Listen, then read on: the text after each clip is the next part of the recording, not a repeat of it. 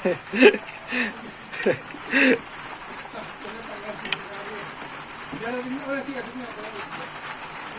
ng laman yan.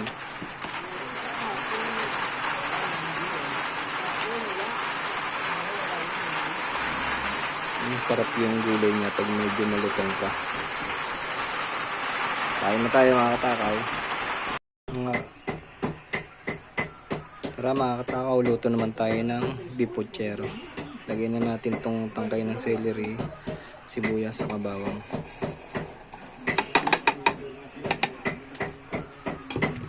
Tapos lagyan lang natin siya ng beef cubes saka ng paminta.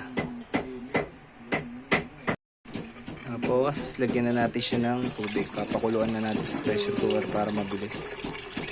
Tamang tubig lang yung lagyan natin, hindi masyadong madami para hindi tayo mahirapan sa pagpapalapot ng sabaw niya.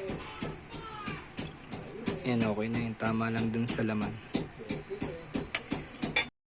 Niready ko na rin nga pala yung repolyo, saka tong string beans, yung pinakadahon ng celery, saka saging na saba. Hintayin lang natin maluto, tapos mamaya lalagay na natin.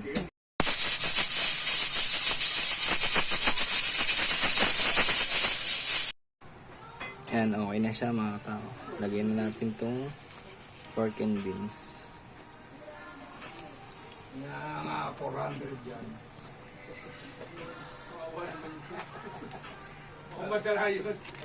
Saka tong Filipino style na Del Monte. Sabihin ko sana, sige, ako yung titimpla sa akin.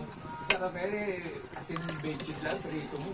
Yan o. Kaya yan ang kagandahan pag hindi masyadong masabaw. Malapot na agad. Hindi na natin kailangan ng maraming pork and beans. Ano ginagamit dyan? Dapat pineapple. Tapos pwede na natin lagay ng saging. Pag dinamihan namin yung saging na saba para masarap. Kire, may nilibigi dyan. Baka ayaw daw pagawis na. Hindi. Simpla natin siya ng asukal. Kasi yung pork and beans na nabili namin sa SNR, matabang siya.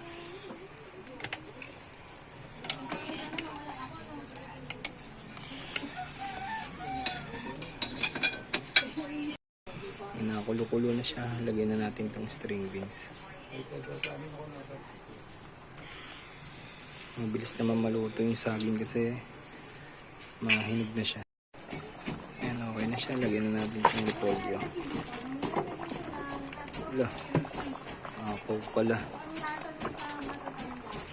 Iimpis naman siya. Gawa nung pag naluto yan. Sarap dito yung maraming gulay.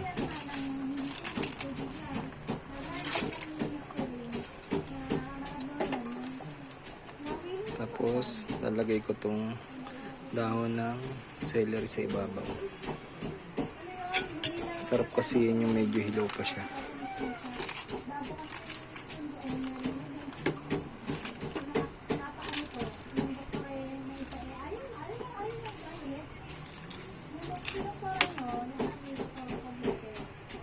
Takpan muna natin.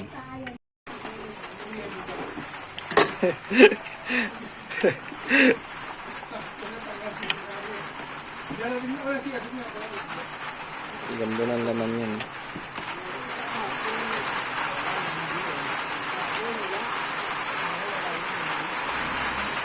Sarap yung gulay niya pag medyo malutong pa. Kain na tayo mga katakaw. Sakto, ang lakas ng ulan.